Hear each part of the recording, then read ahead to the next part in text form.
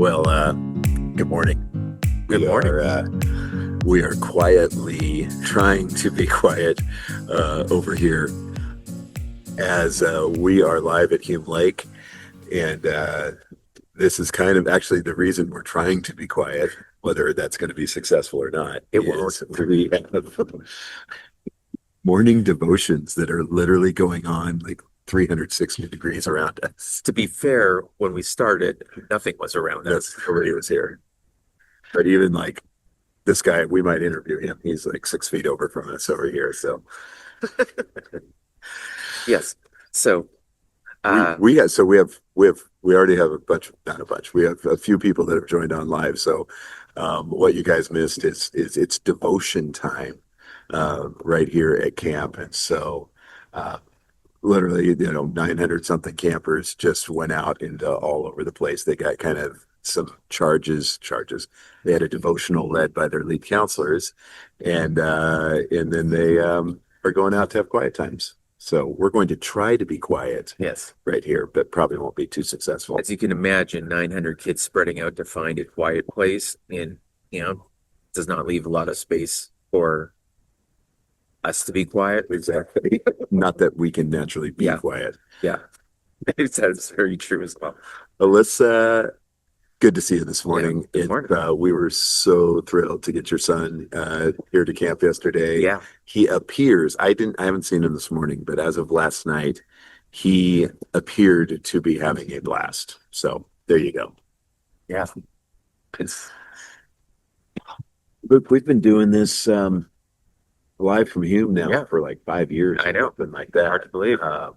And we always jump on here. We talk about the things we love about Yeah. camp and things like that. We're going to hopefully have a couple of guests drop by. We'll see. I've invited some people, but we shall see. Yeah. It's kind of weird for me thinking of the progression because the first year that I was here, it was like, where on earth am I? Like it was the initial shock of, Right. like I would spend about 3 or 4 weeks at camp speaking every year up in Canada. And then I arrived here and it looked like I had arrived in a village solely run by teenagers. And and I was like, what is this place? And I've heard all the stories and you had told me everything about it, but there's nothing that fully prepares you You for can't when do it. you Yeah. arrive.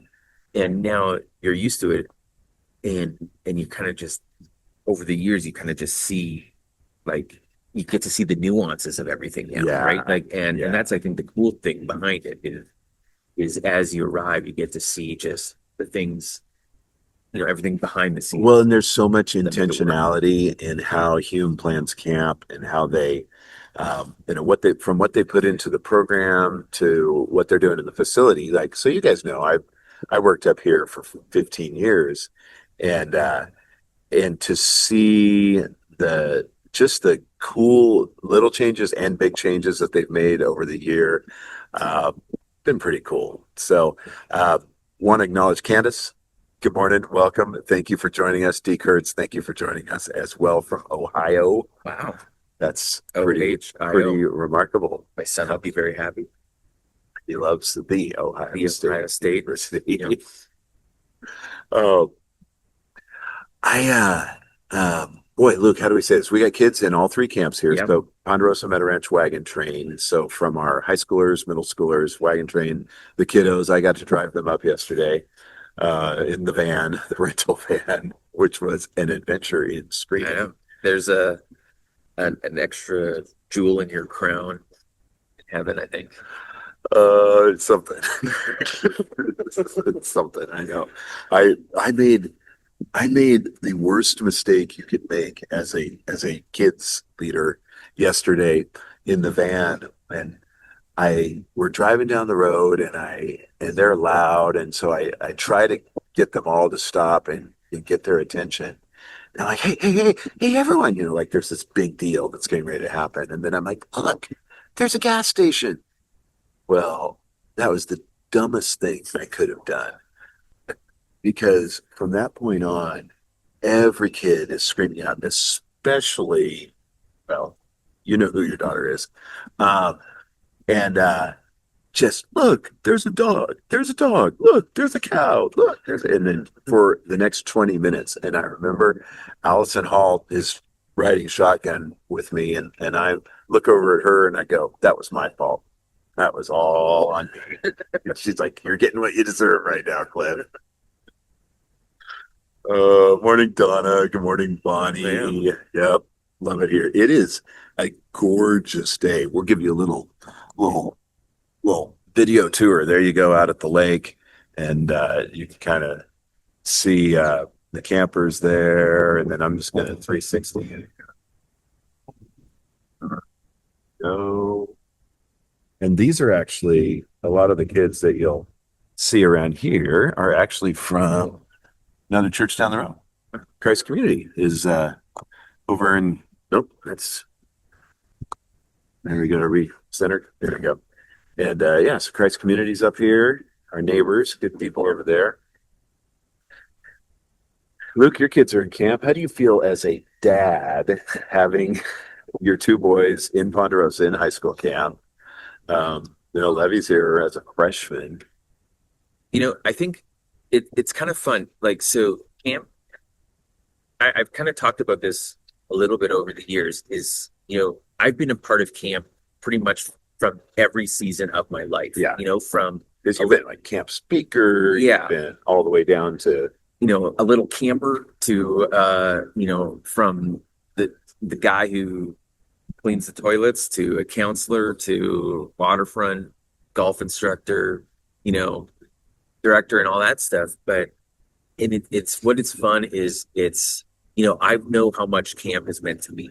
And I know from like camp speaking, Ari and Levy would follow me around. They would just want to be a part of camp. Speaking of which, Oh yeah. there's my son Oh, there he is. fueling up the accommodations vehicle right over there with the Oh yeah, there you with go. the red hat. There's Peter Carey right there. Freshman year of camp work. Working. He's cleaning toilets this summer. Yes. And like I told him, like that's where you meet Jesus. It's Yep. like when you're cleaning up somebody else's mess. Right.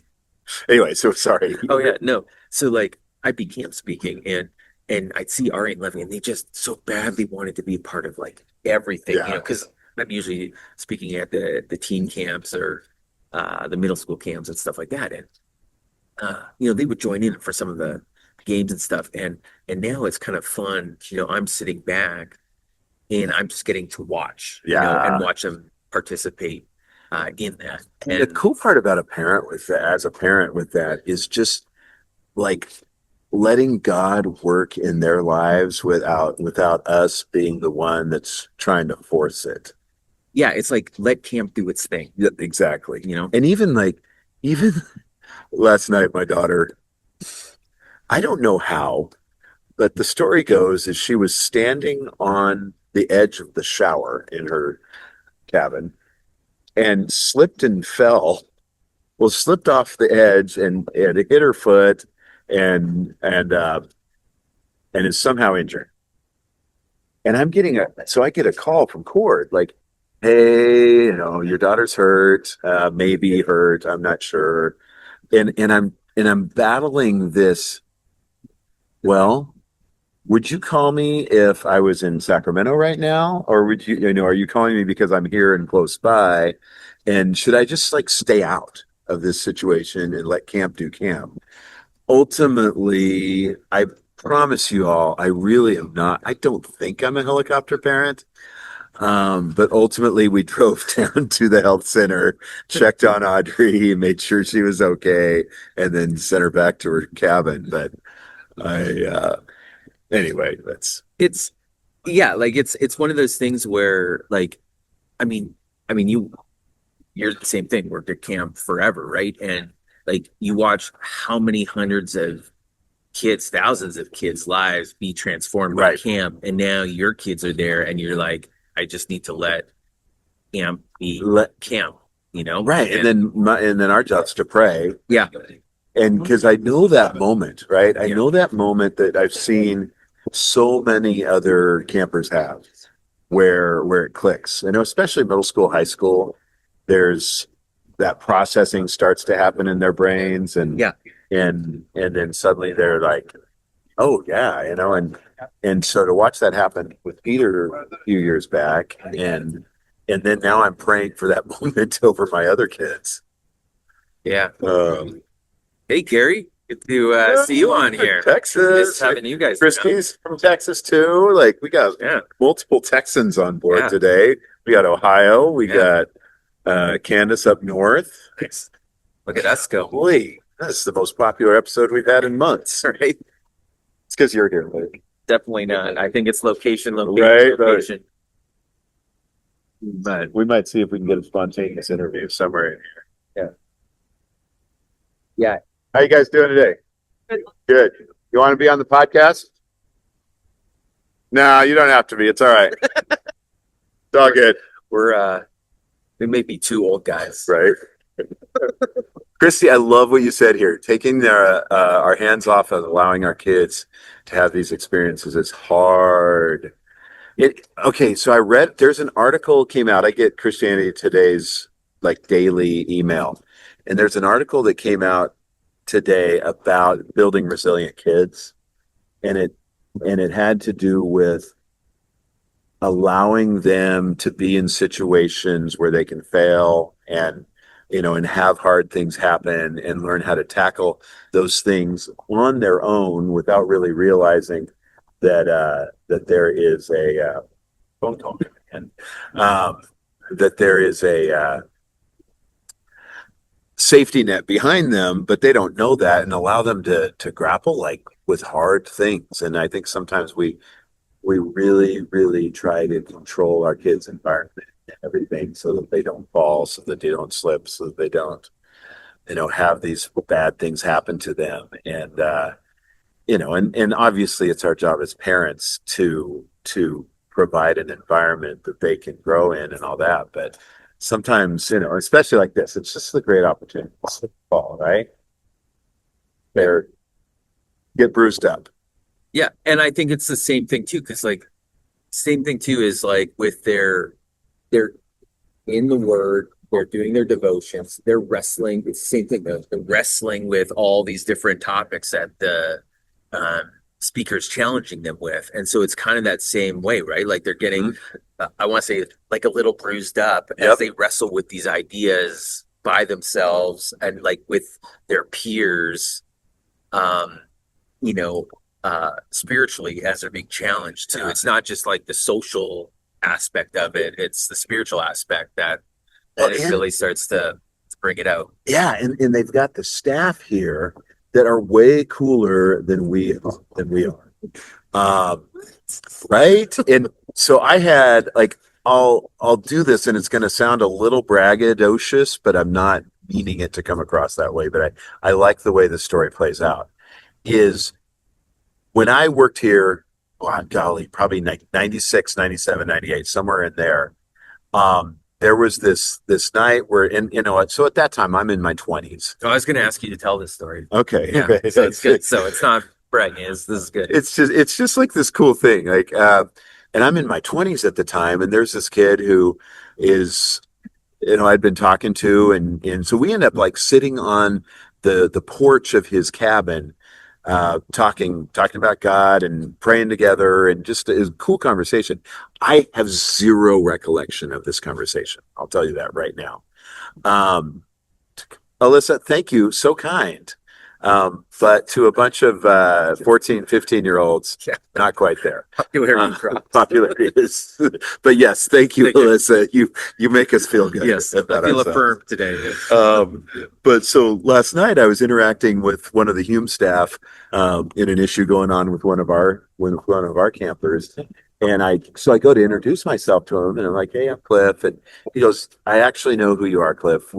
You and I talked on the porch of my cabin when I was here in camp back in, whatever year it was." And he said that conversation was a pivotal life change conversation. Like it changed the trajectory of my life. And I made a major decision about like serving God anytime, anywhere, do anything that God called me to do. Like I'm hearing this last night, and I'm just for the first time, right? Yeah. Of a conversation that took place over 20, probably 25 to 30 years ago. Yeah. So, what is the lesson here? I well, I I may have told it before. I've been on the other end of that, right? Like, Uh-huh. so how I kind of got into camp ministry as a whole was from one of my first times at camp, and my counselor was the boat driver. Uh-huh. And years later, like 20 years later, as a youth pastor, we were on a missions trip, Yeah, I love the and story. I recognized that name, and it was the same name as my. No, I remembered my counselor's name from when I was 10 years old. Right. And That's the coolness factor right yeah, there. like totally, yeah, I'm a boat driver. And in but I remember like arriving there, and he was the senior pastor of this church in Vancouver, and I remember walking up to him and being like, "Hey, were you at Camp Quanos in, whatever year, 1988 or something like that?" And he's like, "Yeah." And I told him the story, and he had no clue who I was and no clue at the impact. And I was like, I remember coming back from camp saying I was going to be like this boat driver. I'm going to go work at camp and do this. And like, I, I held on to that, and that led me to camp like pretty much the rest of my life, Right. and like a trajectory of ministry. And he was just blown away. Like, you don't understand the small, little, tiny conversations that happen at camp that are changing the trajectory of individuals' lives here. Well, and I would go on to say, like, I know a lot of people that have kind of moved on out of youth ministry, or they volunteered in youth ministry or kids, and they just go, is it worth it? You don't see the immediate effect. I think that's Yeah, one yeah, of the cries of youth ministers is yeah, yeah. like, like, I'm doing all Is this anything work. happening? Is it going to have any effect? And then you have a conversation 30 years later. And, when it comes down to it, like, we may never have that conversation, and yet there are all these people that are impacted because of it. So, like, I think my takeaway is like, don't ever give up on being faithful. Uh, like, God's called us to be faithful regardless of whether we see the outcome or not.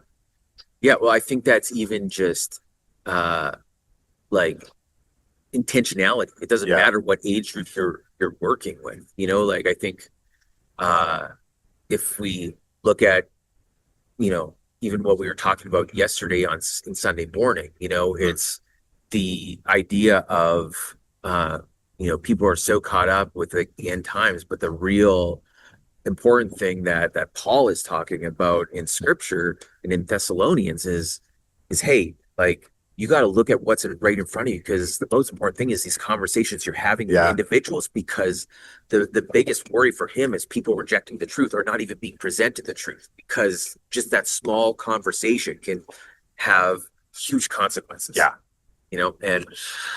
And this is just this perfect environment where those conversations happen. I think the story of it. Which, by the way, Luke, I think that was a great message yesterday. Now, I didn't get to hear it, I give you the synopsis. but I also I get the privilege of getting the notes ahead of time and putting them into the app. And so as I'm copying and pasting into the app, I'm like, woo, this is good stuff. Like, and this is hard stuff. And I'm really glad that I was preaching the week before and you were preaching this week, because Yeah, we had that moment in the office where where we had our weeks mixed up. yeah, And I realized I that was was doing this week. awesome. But yeah. So, no, that's great. And I appreciate you taking us through Thessalonians, because that's been, I think a lot of us have just, you realize, like, two little books that uh, have so much to them. And I find myself identifying with them along the way, whether it's just getting a little impetuous and getting ahead of myself and not trusting that God's in control in the given situation, or maybe God already came and he worked and I missed the boat. Well, I think that's almost what, for a lot of it's kind of interesting, because the Thessalonians, like a lot of these series I plan kind of like a year out, Yeah. not knowing what's happening in the world or what's going on. And uh, so when the series lands, uh it's amazing how it's kind of just God planned with everything. You know, But with Thessalonians, it is one of those things where, um, kind of because Paul is saying, hey, like there's a lot going on here right now, but like, hey, let's look at the footsteps right in front of you right now. Like, don't negate the fact that, like, yeah, like there's a lot going on around you, but we also have to maintain the focus, and so he's kind of bringing them back and forth, between the like, Jesus is coming, but what does that mean? It's his, Yeah. again, it's his heart. He can jump between. He never leaves them just at the theology. Immediately pass the folder back in because I said it over and over. Whoa, whoa, whoa, whoa! You two, come back here. Yeah, you're not going to get away with passing by. Um, I want to show you some old friends of mine. Um, you're live on the podcast right now, so we literally have people watching from our church, Let me get to the right spot. and so this is whatever. Anyway, Gary and Claudia Moore, and they're from Bakersfield, where I grew up. Have a cabin up here. Gary and I are going to tell a story really quick. Oh, We're going to tell an old camp story because one of the when I was working Hume, the one of the things that I would do, I'm going to have to take this off for a second, uh, is so I was in charge of, as many of you know, discipline, and we had this camper who was just out of control that week. Like he was just mad at everything, the world, and all that, and big. and he was Big. very large for being 15, like 6'3" and two something. Yeah. Like he was a big kid, and uh, he decided one day he was going to run away and go home. He wanted to go home. He was out of here. He was dead and leaving this place. He takes off on foot and in the wrong direction. in the wrong direction. He's going like out this road out here, and I'm like, To the forest. brother, you're this is not going to be good. And I'm at a loss. Like I can't catch up with the kid. What am I going to do if I do catch up with him? And this is kind of back in the day. I probably could have put hands on him and not gotten sued. Probably. Today, that's not the same story. But I'm like, the only thing I knew to do, like, I gotta find Gary Moore. And where were you at the time? We were in the chapel in the night meeting or the evening Yeah, Adult speaker service. the adult service. Yeah, meeting. And here comes Cliff, and I could see in his face. Mind you, I've been a policeman for at that time probably 20 years. Bakersfield or so. PD, hometown. Yes, baby. And that was back in the good old days. Now in the good old days. And I look up and there's Cliff, and he has that "I need a policeman" look in his face. So I go help him. You did. And he chases Kevin. Kevin was the kid's name. I won't say what we actually called him, but anyway, he follows Kevin all the way down the road, and probably half mile down, you finally got him to stop. Just trying to reason with him, and Yeah.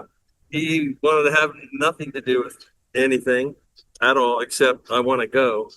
But he did start to have a little bit of twinkle in his eye as to maybe you're right. Maybe I am heading in a direction that I have no idea which way it is. There's kind of some symbolism in there, Gary. Right? Absolutely.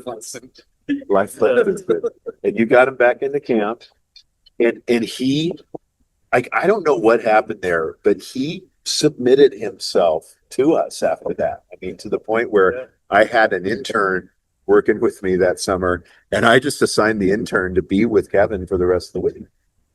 And the story played out. I talked to, because I had called his mom and said, "You need to come pick him up from camp." She said, "No, I'm not going to pick him up." Like I said, I'm going to have him arrested. She's like, "Go ahead."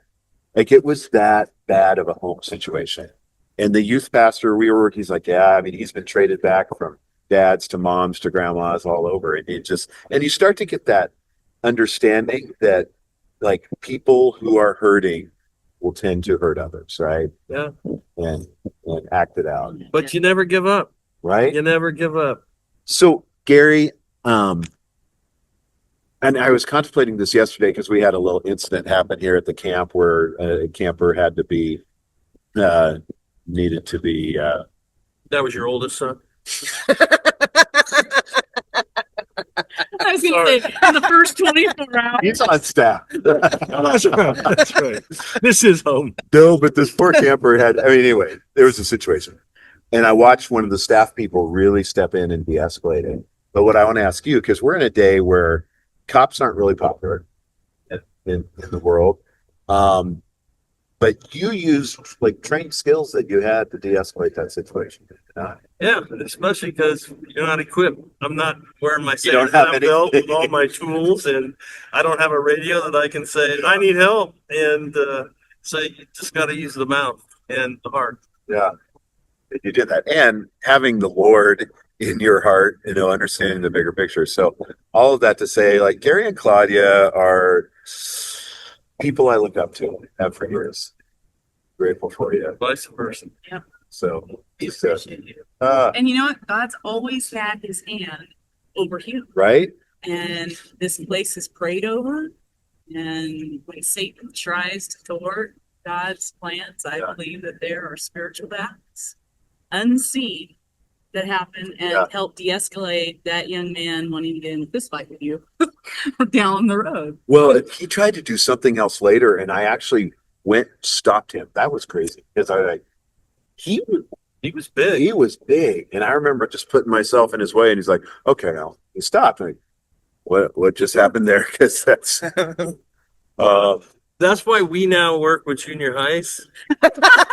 Because there's only a handful. Take you out. That's awesome. That's awesome.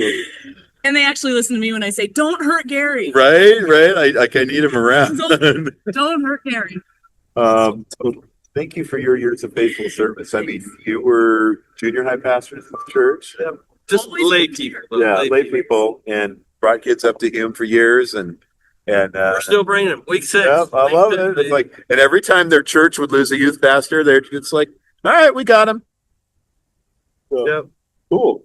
Thank you. Thank you too. Thanks for joining us you. today. You are in my old stomping ground. Oh man. San Juan Avenue, Lincoln. I lived on Lind Grove Lane. So Look at I have a that. soft heart for that part of the We world. love it up there. Absolutely love it up there. And and then we can make fun of Bakersfield. That's right. Everybody does. Yeah. That's why I'm here for the summer. They have a cabin up here, so they get to spend a lot of time. So this is your church family? This is our church family. You gotta We do get this. We do Hey, this. nobody every- is perfect. So those of you that think perfection is what you need out of these guys, stop it. Okay, work with them. Yeah. Thank you. Make his joy complete. There you go. Oh man. Thank you Hey, guys. thanks for joining us. She beat me to the lake on the sailboat, so I'm unhappy about that. Oh my gosh, that was awesome. Well, that's good. There we go. Thanks for indulging me there, Luke. Oh, that's great. That's a great story.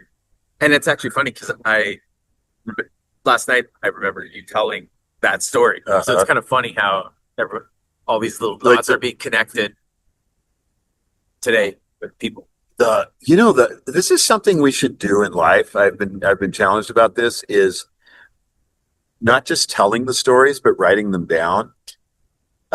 Because they can disappear with one generation and be gone. And I had someone that worked with me here for years. It's like, Cliff, you need to go down and like start literally writing out some of these stories because there are people that just don't know about these things. And Yeah.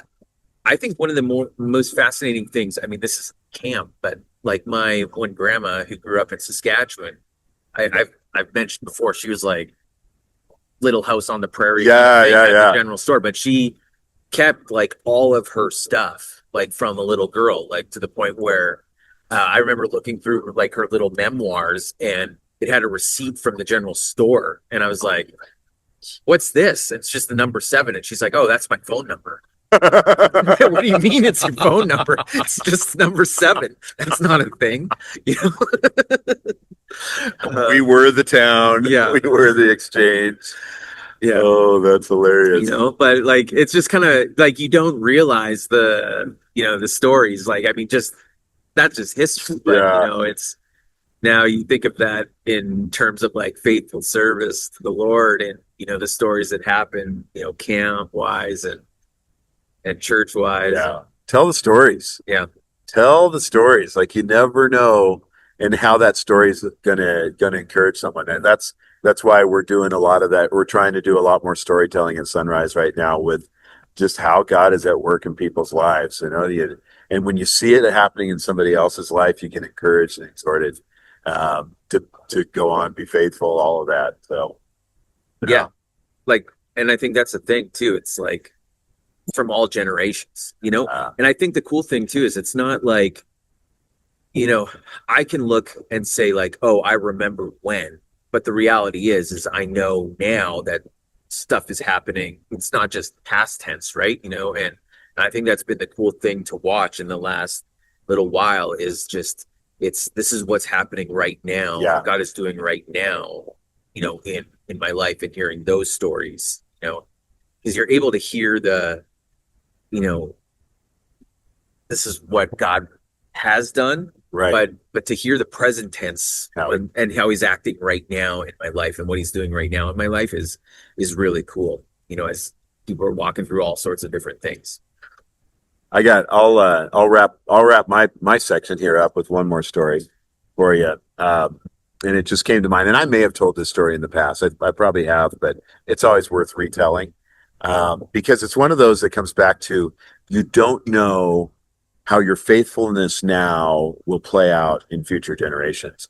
And so the camp turns 80 years old. This is the 80th summer and this year. And so they're having big celebrations this summer, which is funny because I remember the 50th celebration. So I'm just part of my brain is really struggling with all of this right now. But there was a man named Herman Pettit. Herman was one of the original founders of the camp, and as the camp was getting going, Herman would climb to the top of a mountain that's kind of off to my right shoulder here. You can't see it because the snack shop's in our way. But he'd climb up there several times a week and he'd pray over the camp. He'd just faithfully pray over the camp. And he was known for being a man of prayer. When Hume started his prayer conference, they named the conference after him. And he had a very humble cabin up in the subdivision here. And but he'd just pray. And he started getting specific in his prayers. And his prayer was that someday God would bring 1,000 kids to Hume Lake Christian camps. That was his prayer. Someday God would bring 1,000 kids. And so in the mid 80s sometime, Herman was seen, and Herman was seen on a Sunday morning sitting, let's see, yeah, that's right. See a little bridge. There's a little bridge right over there that crosses, yeah, crosses. And he was seen sitting on that bridge and he was crying. And someone walked up trying to kind of comfort him or whatever. And they said, Why are you crying, Hermit? And he says, Hume hit 1,000 campers today, first time in history. Uh, I have so many regrets that I put limits on God. Wow.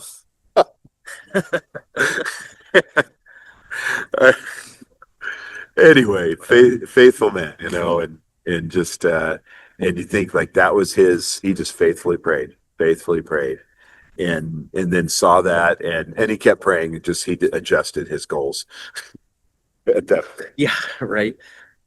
Well, I think that's kind of the story in it too, is it's like you just don't realize how many layers go into making like a week happen. Yeah, Like, when you think of Sunrise, you think of, yes, we have the youth leaders, the counselors here, the staff that are here, the Hume Lake staff that are making this happen, but as I said yesterday, all the people who just faithfully helped kids get to camp. yeah. And Oh man, and our church is so good about that. and and the people who are just praying this week for all these kids to have just a transformative week. And like there's so much that goes on behind the scenes, and that's one church out of how many hundred churches that are here this week. Like Yeah, when you really think of the sheer amount of what's going in this like spiritual battle to win lives over to Christ, over the course of a summer at this camp, really phenomenal. It's phenomenal. Yeah. God's at work. Pray for Hume. Pray for our kids. Pray for just their surrendering to the Lord. You know, it's the camp high. Everyone's always afraid of the camp high. And, uh, but I had a speaker one time. He says, I'm not afraid of the camp high because one of these times, for some of those kids that, you know, they go up time and time again. But they, they might, it might actually stick that time. And you never know when that moment is. It's going to be transformative in one of those kids' lives. And so, pray for our students. You don't know what God's going to do, and then pray for what's going to happen when they come home, and especially that our student ministry and many others will be able to follow up and just see God work in their lives. Amen. Amen. Yeah. So, sure grateful for you all joining us today. Yes. This was a fun audience. Yeah. Lillian, loved all of your comments too. I'll read you we'll kind of close with yours.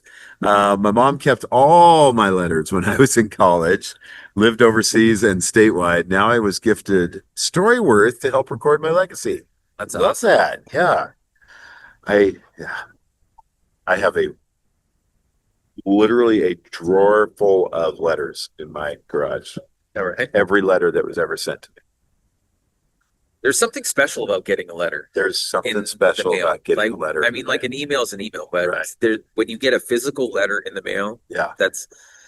which, I think Kim does that right too. Kim does sent that right.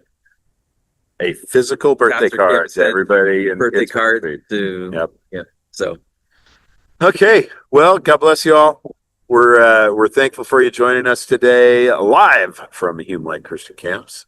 And we look forward to being home Saturday and telling the stories of God's faithfulness.